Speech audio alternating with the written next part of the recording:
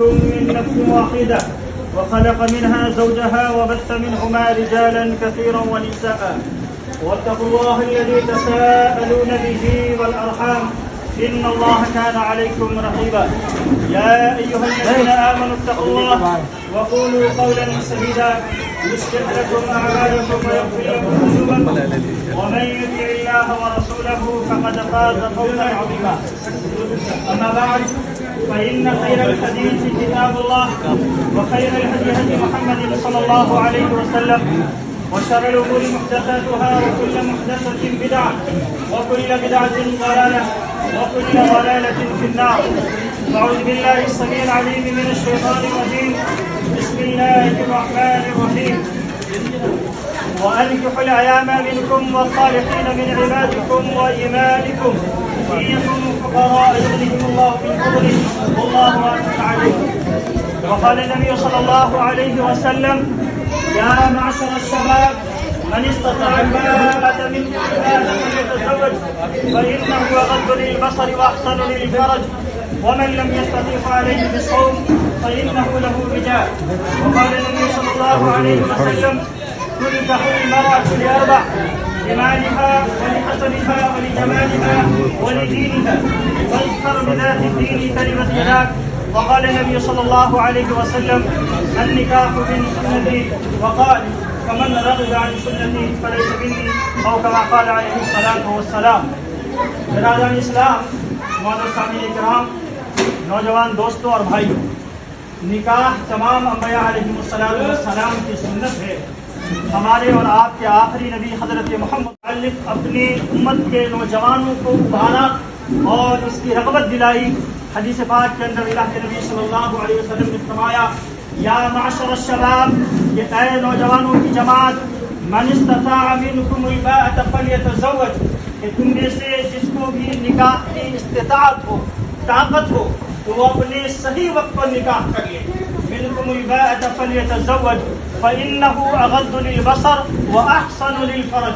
اس کا فائدہ کیا ہوگا؟ اس سے تمہاری نگاہ اور شرمگاہ کی حفاظت ہوگی. پھر اللہ کے نبی صلی اللہ علیہ وسلم نے فرمایا وَمَن لَّمْ يَسْتَطِعْ فَعَلَيْهِ بِالصَّوْمِ، کہ جس کو نکاح کرنے کی وسعت نہ ہو، طاقت نہ ہو، قوت نہ ہو، تو پھر وہ شخص کیا کرے؟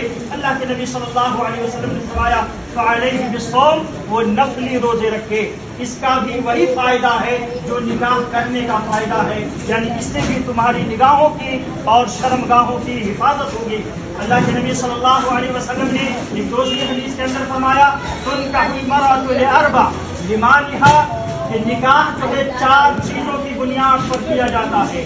مال کی بنیاد پر کیا جاتا ہے، ولحسبها، حسب نسب خاندان کی بنیاد پر کیا جاتا ہے، ولجمالها، اور خوبصورتی کی بنیاد پر کیا جاتا ہے، ولدینها، اور دینداری کی بنیاد پر کیا جاتا ہے.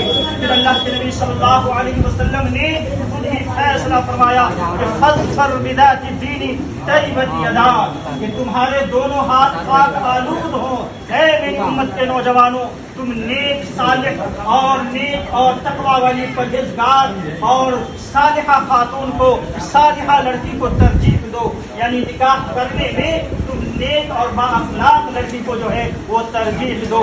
اللہ کے نبی صلی اللہ علیہ وسلم نے پھر فرمایا کہ النکاح من سنتی، کہ نکاح میری سنت ہے. فمن رغب عن سنتی فلیس منی، تو اے میری امت کے لوگوں، جو میری اس نکاح کی سنت سے اعراض کرے گا، اس کا انکار کرے گا، جان لو کہ وہ ہم میں سے نہیں ہے.